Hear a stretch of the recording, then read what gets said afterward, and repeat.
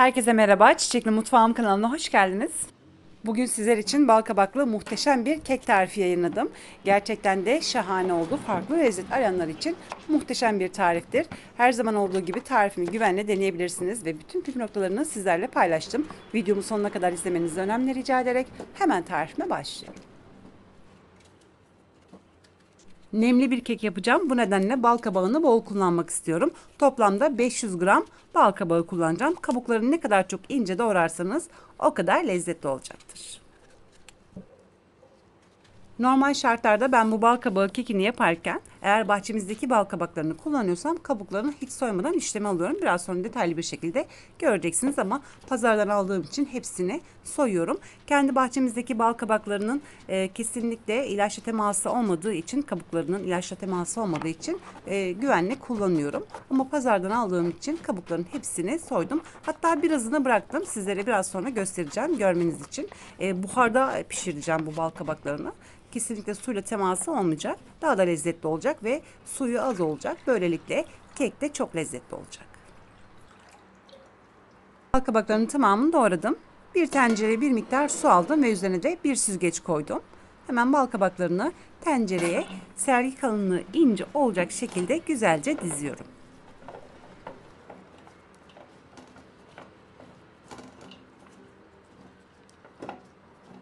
Tencerenin ağzını kapatıyorum. Ocağın en büyük gözünde orta ateşten birazcık düşük ayarda tamamen pişene kadar bal kabaklarını ocakta tutacağım. Yaklaşık olarak aradan 30 dakika geçti. Ben şimdi hemen bal kabaklarını kontrol ediyorum. Bakalım pişmiş mi?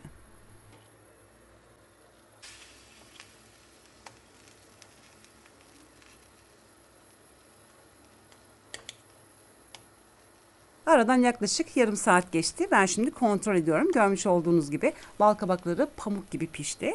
Kabuklar birazcık daha pişmesi gerekiyor. Eğer kabuklu pişirecekseniz daha da fazla pişmesi gerekiyor. Gerçekten de bu yöntemle çok lezzetli oluyor. Hatta bal kabağı tatlısını bu şekilde yapabilirsiniz. Finalde soğuduktan sonra, ocaktan aldıktan sonra, soğuduktan sonra pekmez veya balla servis edebilirsiniz. Hem sağlıklı olacak hem de gerçekten de lezzetli oluyor. Bal kabakları artık pamuk gibi pişmişti. Hemen ocaktan aldım. Genişçe bir tepsiye koydum. Şimdi çatalla bir güzel ezeceğim.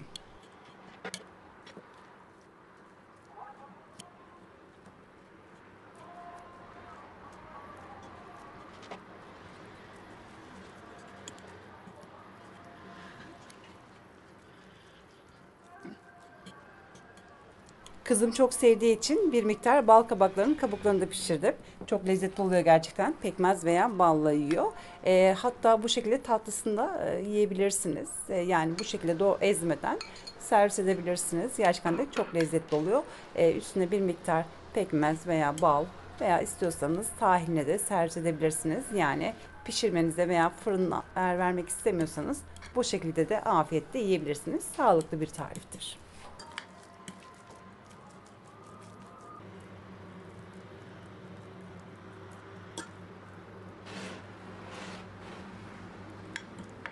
Evet, çatalla güzelce ezdim ve hemen şimdi bir kenara alıyorum. Tamamen soğumasını bekliyorum. Artık bal kabakları soğudu. Ben de şimdi hemen hızlı bir şekilde kek hamurunu yapmaya başlıyorum. Bir kaseye 4 tane yumurta akı, yarım su bardağından 2 parmak fazla toz şeker, 1 yemek kaşığı buğday nişastası ve 3 yemek kaşığı dolusu üzüm pekmezi ilavesi yaptım ve hepsini güzelce çırpıyorum.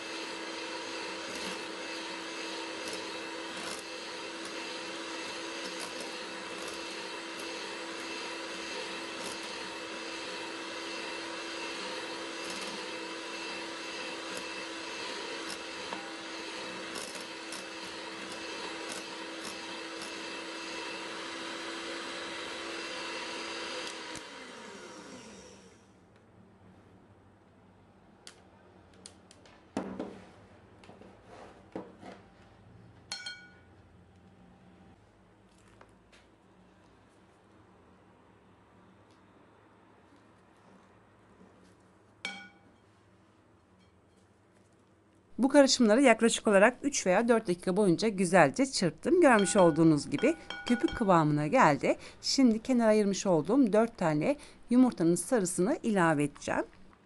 Ancak ilave etmeden önce yumurta sarılarını güzelce çırpalım ki yumurta kokusu kekte olmasın diye.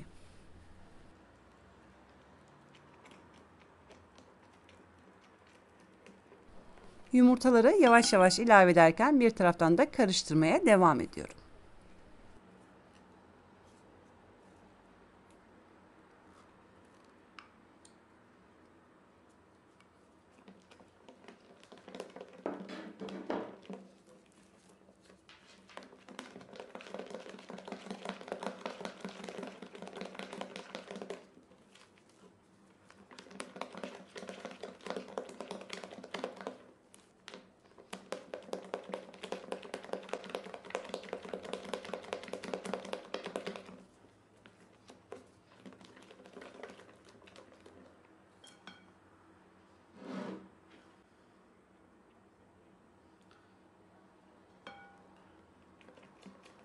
Toplamda yarım su bardağından bir parmak fazla ayçiçek yağı ilavesi yaptım ve güzelce karıştırdım.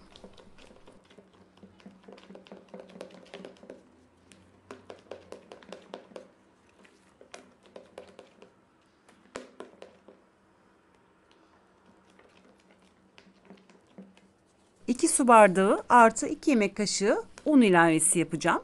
Ama unu birden ilave etmeyeceğim. Bu şekilde görmüş olduğunuz gibi bir taraftan unu ilave edip diğer taraftan da karıştırmaya devam edeceğim.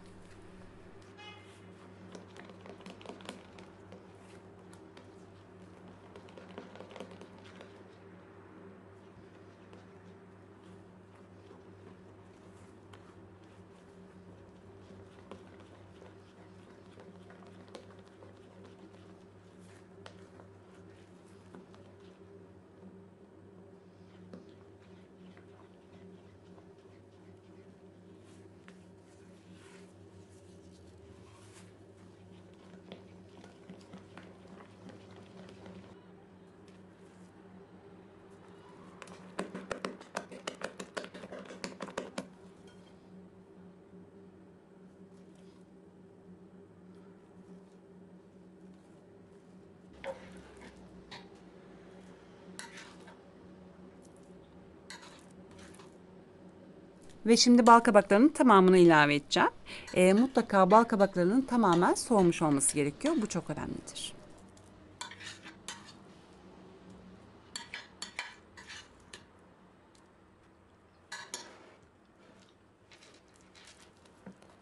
Bu keki yiyenler içinde bal kabağı olduğunu anlamayacak.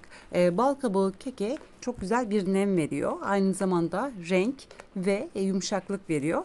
Eminim tadanlar çok beğenecek. Umarım çocuklarınız da çok beğenir. Farklı bir lezzet arayanlar için muhteşem bir tariftir.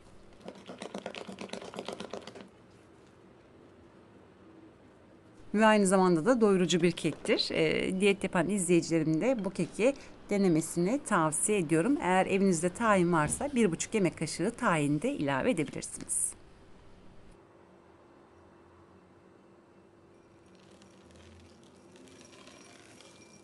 Şimdi bıçakla doğramış olduğum cevizleri ilave ediyorum. Kesinlikle cevizleri bıçakla doğrayalım. Toplamda 1 su bardağına yakın ceviz vardı burada. Hemen şimdi içine ilave edip güzelce karıştırıyorum. Bu arada fırında açtım. Şu anda ısınıyor. 170 dereceye ayarladım. Şimdi hemen bir paket kabartma tozu, bir paket vanilya ilavesi yaptım. Eğer evinizde varsa çok az zerdeçal ve çok az zencefil ilave etmenizi tavsiye ederim. Ama çok fazla olmasın.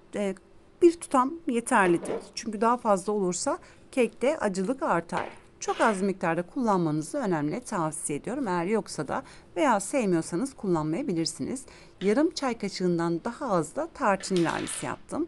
Ve yine yarım çay kaşığından daha az karbonat ilavesi yaptım. Ve güzelce son olarak karıştırıyorum. Ardından hemen fırına vereceğim.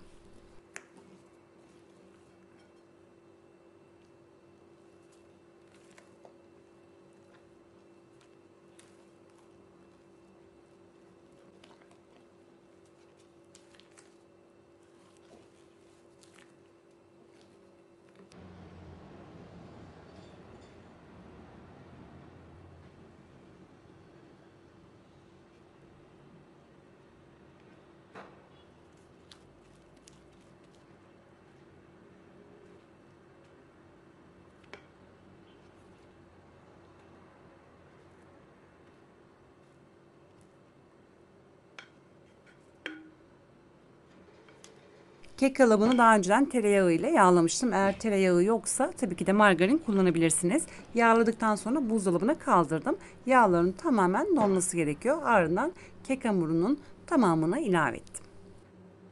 Kek hamurunu sert bir şekilde zemine 2 veya 3 defa vurduktan sonra şimdi hemen 170 derecelik fırına veriyorum. Yere vurmamızın sebebi daha hacimli ve daha çok kabaran bir kek olmasını sağlayacaktır. Bu önemlidir. Ve artık keki fırından çıkarttım. 175 derecelik fırın ayarında toplamda 50 dakikanın içerisinde pişti. Görmüş olduğunuz gibi muhteşem bir rengi oldu. Aynı zamanda yumuşacık oldu. 15 dakika dinlendikten sonra hemen kalıptan çıkartacağım.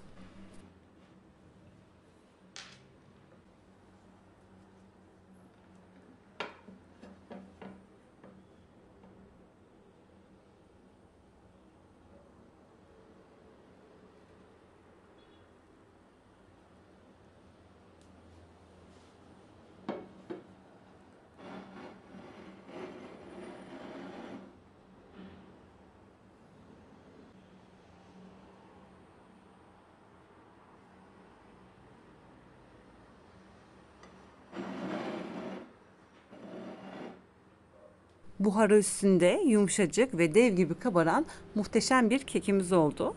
Yaklaşık olarak 2-3 saat boyunca dinlendirdim. Şimdi hemen dilimleyerek sizlere iç dokusunu göstermek istiyorum.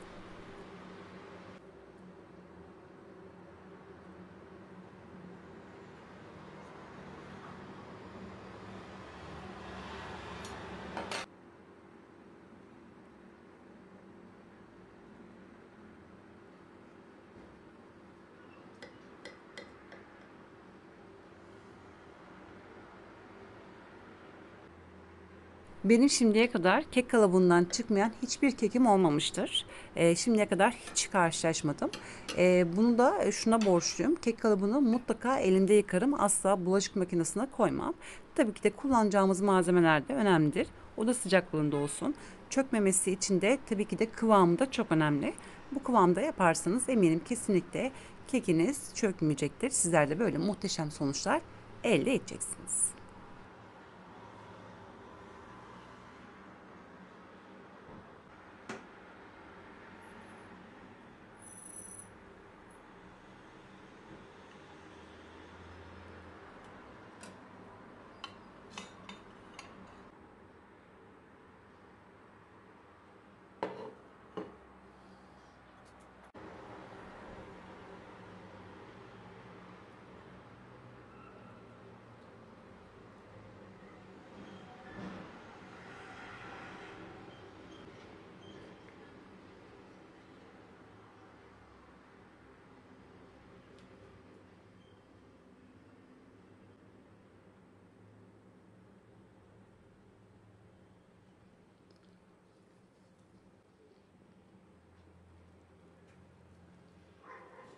Görmüş olduğunuz gibi yumuşacık bir kek oldu. Aynı zamanda dev gibi kabardı. Rengi de çok güzel.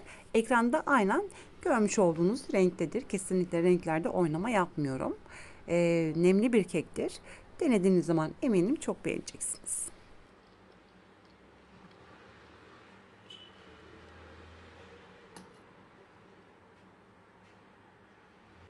Dinlendikçe lezzetini artıran bir kektir. İkinci veya üçüncü günkü halini daha çok beğeniyorum. Tabii ki de damak zevki. Lütfen deneyin. Farklı bir lezzet. Şu anda bal kabağının tam mevsimi. Eminim çocuklarınız da bu keki çok beğenecek.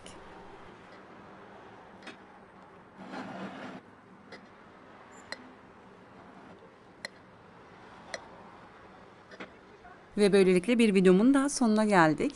Beni izlediğiniz için çok teşekkür ediyorum. Umarım bu videoyu da beğenmişsinizdir. Sizlerden gelecek olan mesajları bekleyerek şimdilik vedalaşıyorum. Yarın yeni videomda tekrar görüşmek dileğiyle. Şimdilik hoşça kalın.